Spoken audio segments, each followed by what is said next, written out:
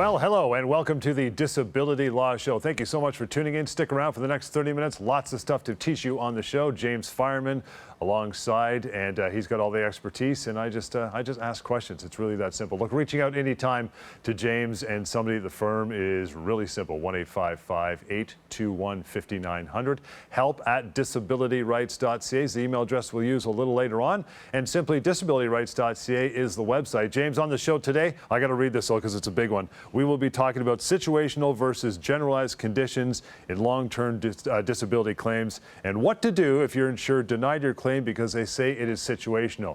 It's confusing to me, but you did write an article on this very topic, did you not? Yeah, you can find it on our firm's website. We have a blog that's got all sorts of interesting articles on there that can provide you with great information if you are anywhere in the disability process. And one of the ones I wrote recently was on this very issue, on the difference between whether or not you have a situational or generalized condition and the impact that can have on your case. Okay, and we're going to start off, I guess, a week that was. What's been happening on your desk over the last few days? What's going on? Well, one of the issues that a lot of people are concerned about, especially since COVID hit, is how that is going to impact the process for bringing a legal claim. So they're concerned, okay, well, if I were to bring a legal claim, is that going to be delayed? Because I've been reading in the papers that the courts are all backed up, which is true. But the truth is, in terms of long-term disability claims, if anything, I've actually found that has sped up the process notably. So let me give you an example, and it's quite a recent one. Typically speaking, before COVID, my expectation would be that if the insurance company drags their heels and makes it take as long as they can, we're still going to get it resolved in a year or less. That is just the typical experience. If you're pushing things as we do in a disability claim, that should be your expectation. Once COVID hit, I was expecting that there might be a delay. I wasn't sure how the insurers were going to respond to it. But what we've actually found is that for most cases, the timeline has shrunk by a little bit. So typically speaking, when a case gets to mediation, which is when it almost always resolves, it's usually 8-10 months or less. But here's the thing, what I've been finding, and there's a recent case where this in fact happened, is that there are many situations, it's still not the rule, but there's many situations where I'm finding that very shortly after we issue the claim, which is the very first thing you do in the legal process, so very shortly after we issue the claim, I'm getting a call from legal counsel from the insurance company within a week or two for the insurance company's lawyer, asking if I'm interested in discussing an early settlement.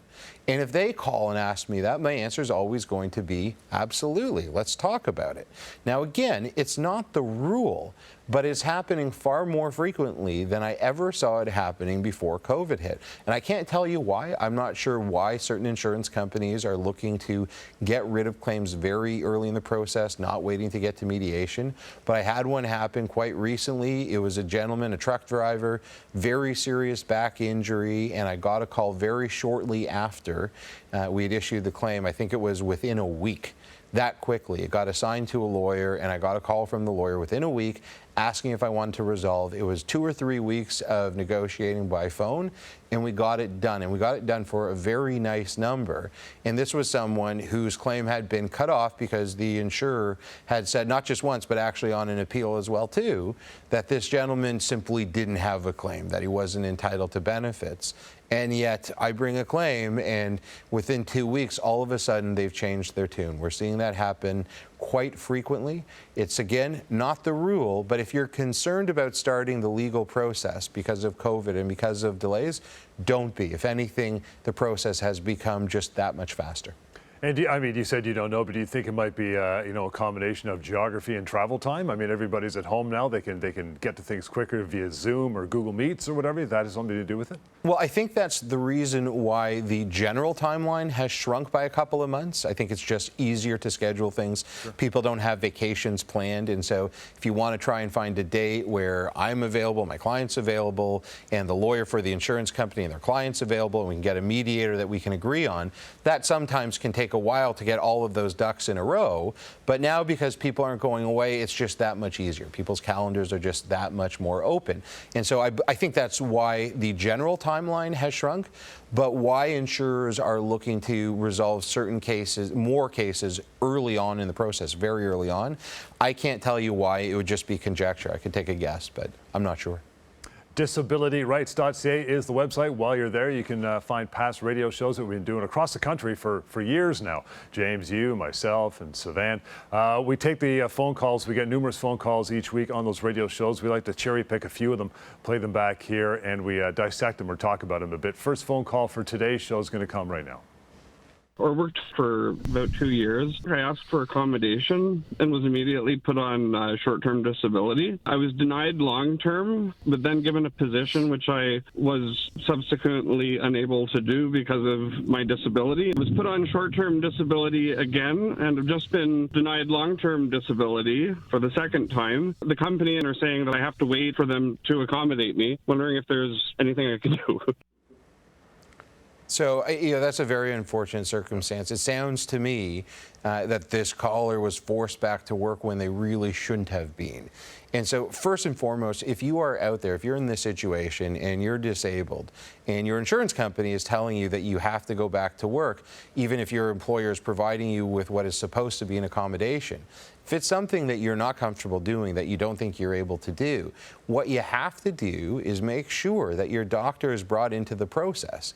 So as soon as your insurance company starts talking about return to work, whether or not it's with accommodation from your employer, you have to take that to your doctor. You have to find out exactly what the accommodation is going to be, so what your work circumstances will be, and you have to have your doctor provide a comment on that. They have to provide their opinion, and that has to be given to your insurance company, so that when they make their decision to send you back to work or to threaten to cut off your benefits if you don't go back, they are doing it with the information your doctor has provided that says very clearly to them that you are not able to go back to work even with the accommodations. So they can't down the road say, well, we thought this was reasonable and nobody said otherwise. You want to make sure that that opinion is in front of them. What do you do in this case if you're the caller and you've been forced back to work not once but twice? Well, you bring a legal claim. It's as simple as that. And the reality is, if you were approved for short-term disability benefits, it's very difficult for a long-term disability benefits insurer to then turn around and say, oh, but you're not entitled to get long-term disability benefits, because the test is almost always the same, at least for the first 2 years of long-term disability. And so when you're initially eligible for long-term disability, the test is in fact the same.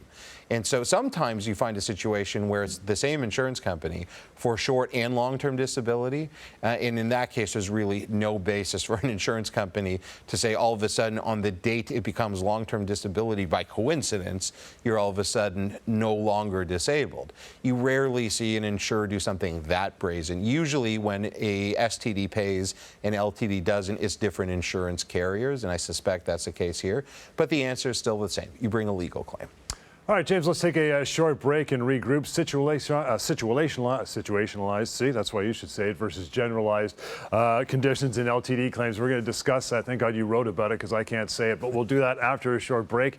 Reaching out, the radio show, disabilityrights.ca, and the phone number, 1-855-821-5900. This is the Disability Law Show. We're coming right back.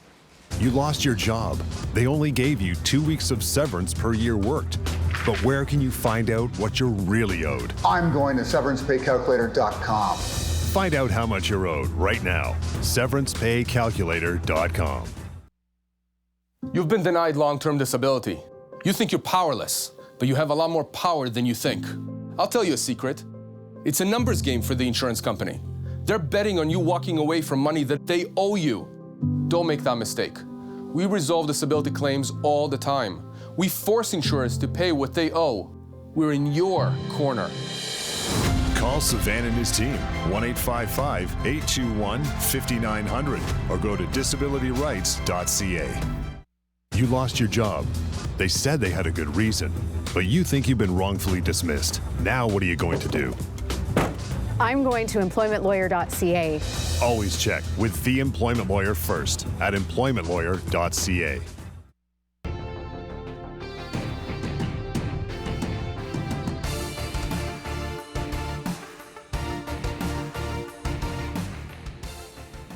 And welcome back, Disability Law Show. John Scholes alongside James Fireman, 1-855-821-5900, help@disabilityrights.ca through email. James, want to get into this topic, and I know you've written about it before, and your particular article is up on the company website, at least the firm website. Situational versus generalized conditions in long-term disability claims. Let's have a little bit of a chit-chat about this. First one is you want to make sure you understand the difference between the two. What is it? Of course. So first of all, we're talking about mental health issues here. And so a situational condition is one where it's only going to pop up in particular circumstances. So perhaps it is a person or a group of people that causes you particular anxiety, or it could be a particular environment or type of environment.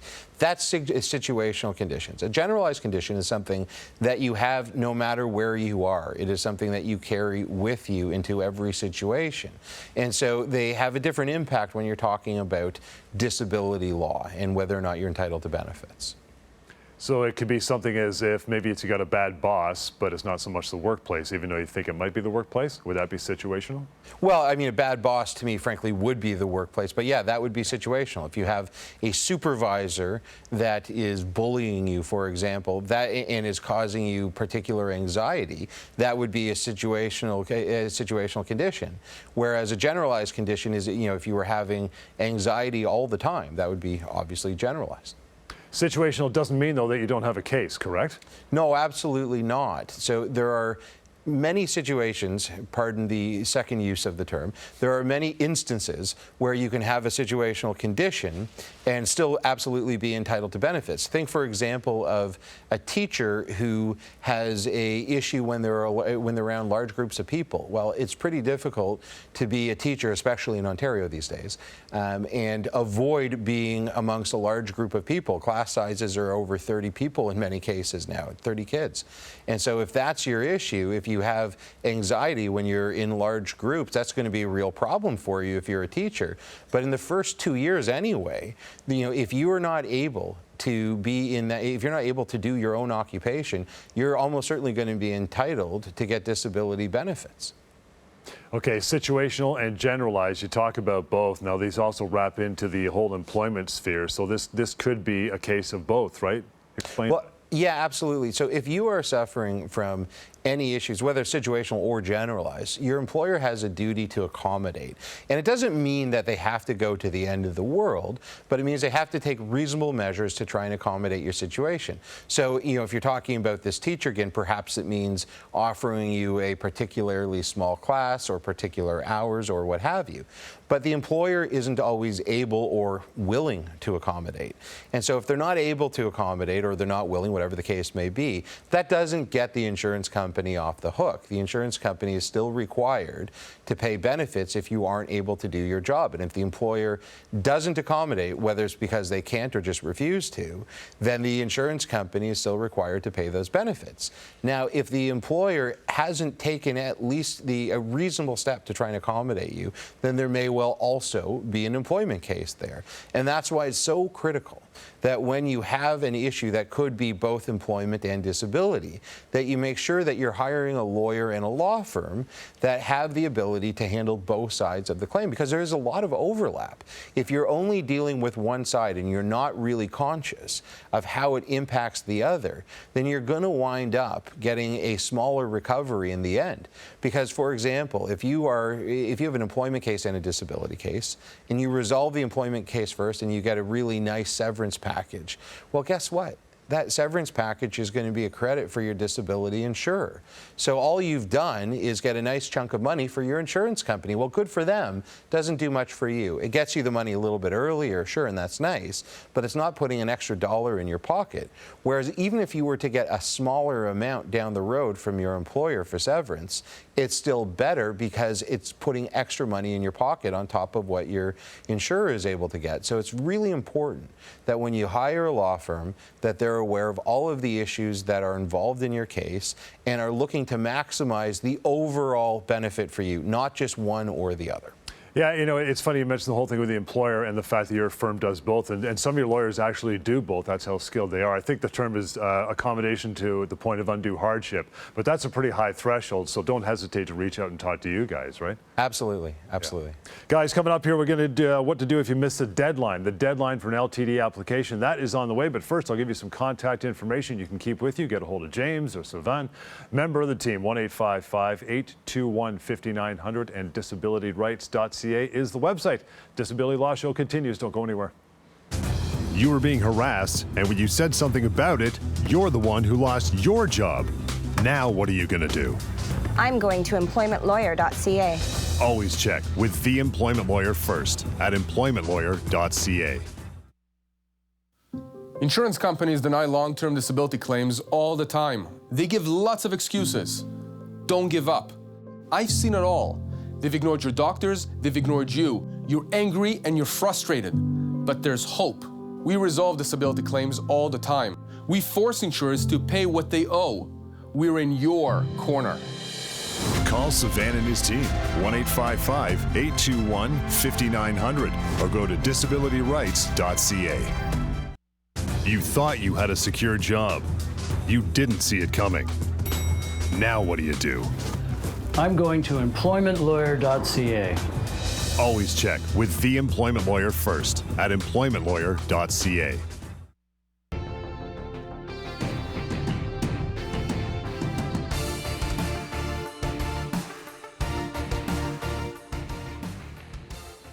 And welcome back. Thanks for sticking around. Disability Law Show. I'm John Scholes. He is James Fireman. You want to send an email along anytime, do so. help@disabilityrights.ca. It is just that simple. First one of the day. James comes from Jerry. Says, my wife has been denied LTD and I want to know what we should do. She works in a government office where the work culture is toxic. She went on medical leave last year because of harassment, and her psychologist has diagnosed her with general depressive disorder. The insurance company claims that her disability is quote-unquote situational and is not covered by the disability policy. Is that correct? Well, no, it's not. I mean, her psychologist has told her that she has general depressive disorder. It's a general condition. It's not situational. It's right there in what her psychologist is saying and has surely been provided to the insurance company. I mean, the insurance company is well aware of what this is. Now, here's what's happening, and this is something that we see all the time. Whenever there is a toxic work environment, you can bet there is going to be a denial. If they see anything in the file that says toxic work environment, they will deny it. Doesn't mean they're right, but they will absolutely deny in virtually every situation. I can't think of a single time I've seen a file where they have allowed a case where there was an allegation of a toxic work environment to go forward. And the reason for that is because a toxic work environment in and of itself is not a basis for disability insurance. It's not toxic work environment insurance. It's disability insurance. It's not the same thing. And so the test is, if your disability is something that would not prevent you from going and working for a different employer in a non-toxic work environment, then you're not entitled to the benefits. If it's just the toxic work environment, but another employer would be able to hire you and you'd be able to work there, then you don't get the benefits. You almost certainly are going to have an employment claim, but you won't have the entitlement to disability benefits. That's fine. But in this particular case, what Jerry's talking about is that his wife has a generalized disorder. And so that means whatever the cause of her condition, it has now become generalized, and it's something that's going to be with her, whether she's at her employer or a new employer or a completely different job. It is something that she carries with her into all situations, and it's something that is preventing her from being able to work until she is able to significantly recover from that condition. And so again, this is something that we see all the time, but it doesn't mean it's right, and it certainly does not mean that there's nothing you can do about it. There is. We start a legal claim, we take control away from the insurer. And what I'll tell you, what happens in these cases, when it moves from the claims department to the legal department, which, by the way, only happens when you start a legal claim, it gets in new hands. It gets into the hands of a claims handler from the legal department and a lawyer. And generally speaking, once it gets to that side of the insurance company, to that new department, they know what they're doing. They understand what the exposure is, and they understand that they no longer control the process and they have to be reasonable. And that's what we see in those situations. We don't see the silly refusals or denials on the basis of something that the insurance company knows, or at the very least ought to know, is completely bogus. Again, help@disabilityrights.ca is the email address we use. Number 2, James, going to get to it now from Diane this time. Diane says, my 59-year-old father had a stroke last year. He found out recently that he had an LTD policy that he purchased privately. The insurer denied the application because they said he applied too late, but it was because he is incapacitated. And my brother and I just found out about his condition. Is there anything that can be done about this? Yeah, absolutely. So this is something that we talk about on this show and on the radio shows as well, too. There is a difference between deadlines for applying for benefits and the deadline for bringing a legal claim. Those are two very distinct concepts, and the consequences of missing one is very different than the other. So let me explain. If you have to apply, if you become disabled, you have to apply for your long-term disability benefits typically within 90 days. That's what the policy is going to say. It can vary, but that's usually about where it is. But if you happen to miss that deadline, if it's for a good reason in particular, as is certainly the case in Diane's email here, with her father who had a stroke and was incapacitated, in almost all cases, especially if the insurer is alerted within a reasonable amount of time, a court is going to find that the insurer has to process the claim and adjudicate it as though it had been submitted in a timely fashion. It's called relief from forfeiture. And so if you happen to have missed a deadline, don't think for a moment that there's nothing that you can do. In fact, in most cases, there is something you can do. Now, I'm certainly not going to encourage you to be blasé about missing deadlines. If you can get it in within the deadline, do it. You don't want to have this argument. But if you've missed the deadline, there is something that we can do about it. That concept, missing the application deadline, is very different than missing the deadline for bringing a legal claim. So in Ontario, there's a 2-year limitation to bring a legal claim. If after you have applied for your benefits and the insurance company has denied or cut you off, you only have 2 years from that date to bring a legal claim. And if you miss that deadline, you're in big trouble because there's almost no circumstances where you're going to be able to get out from under that. So please, I encourage you to keep those concepts very separate. We can help you if you've missed your application. We almost certainly cannot if you've missed the deadline for bringing the legal claim. But in all cases, try and get it done before. So yeah, in this particular case, there's absolutely something that we can do. You know, Diane's father was incapacitated because of a stroke, so any court that hears that is certainly going to tell the insurance company that they have to adjudicate the claim. But I think there's something a little bit more to this, because insurance companies are aware of this. This case law is well settled. It isn't something that's ambiguous where the insurance company is thinking, well, you know, maybe we're entitled to do this in this situation. They know that if you've missed the deadline for applying and it's for a good reason, that they have to adjudicate it. And so in this particular case, when they sent out the letter denying the claim, because Diane's father had missed the deadline, they were well aware that they're not actually entitled to do that. And so what that means is really they're trying to take advantage of someone who is obviously severely disabled and vulnerable, and courts do not like that. That exposes the insurer to extra contractual damages. So what I mean by that is if a court were to have to rule on this, and it very rarely goes that far, but if a court ever had to rule on this, they would say, well, listen, your conduct was so bad, it's in fact bad faith. An insurer has to act in good faith to their insured. And this kind of conduct, trying to take advantage of someone who's vulnerable, exposes the insurance company to having to pay more money than just what they owe under the policy. It exposes them to having to pay what we call punitive damages. It's punishment for how they've acted. And in this particular case, I really believe a court would award punitive damages. I want to get to one more email. I think we got time, James. We'll get to Jelena. She says, I went off work due to workplace harassment. With my psychologist's support, I was eventually approved for LTD. I'm now almost at the 2-year mark of my medical leave, and they want an independent medical assessment. I know from watching your show that it is never good when they ask for that. What are my options? Well, you're absolutely right, Jelena. Thank you very much for the email. So the objective here is, first of all, you want to extend your benefits as long as possible. And then secondarily, if they are going to cut off your benefits, you want to make sure that you put yourself in as good a position possible to argue a legal claim down the road. And so really what you have to do first and foremost, if they have told you that they're going to send you for an assessment, you have to go to it. Now, it's different when we're talking about treatment. If they're telling you that that they want you to seek treatment from a particular provider, you don't have to accept that. You have to get reasonable treatment, but you can choose your own provider. But this isn't treatment. This is an assessment. They are absolutely entitled to get reasonable assessments. And so in that circumstance, you really want to make sure that you abide by that you take all reasonable measures to make sure that you are available on the date possible. Another thing that you really might want to do is provide an updated medical file. So again, when your insurance company is doing anything that signals to you that there might be a change here, if they've put a new adjuster who seems to be aggressive, if they are spending money in any way, shape, or form, such as in this case by sending you to get an assessment, that is a signal to you that they may be looking to try and cut off your claim. And so you don't want to provide them with any excuses to do so. So as I mentioned before, if they're telling you to go an assessment, you go to an assessment. But also you want to make sure that they have an updated medical file. And so if possible, you want to ask your doctors just to send updated files, or at least ask your insurer whether they have them, and if they don't, make sure that they get them. If there is anything that is being suggested in this assessment that you should be doing that is the least bit concerning. In other words, let's say it's a functional abilities evaluation where they're running you through various types of physical tests to see what your endurances or your abilities are, and you're concerned that that might in some way, shape, or form aggravate your condition.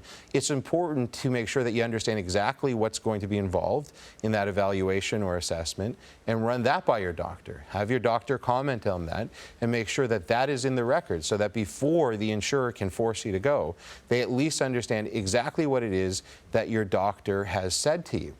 Another thing that you might do if you're going to get one of these assessments, especially if it's from a doctor, is to request a copy of that report in advance. So let's say your insurer is going to send you to get an orthopedic assessment with an orthopedic surgeon. Well, in advance you say, I'll go, but I'd like to make sure that you send me a copy. They won't always abide by that, but hopefully they will, and you want to make sure you make that request in writing.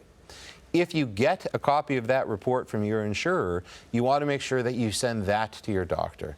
Get your doctor's opinion on their report and comment especially on any language in the insurance company's assessment that suggests that you might be able to return to work or that you have some abilities that you believe are beyond what you're capable of. Because if your doctor hasn't said it, then the insurance company can just take the position, oh, well, this is the information that we had and we didn't know what your doctor was thinking. How can we possibly understand that? The last thing I would say is you make sure that everything that you do is in writing.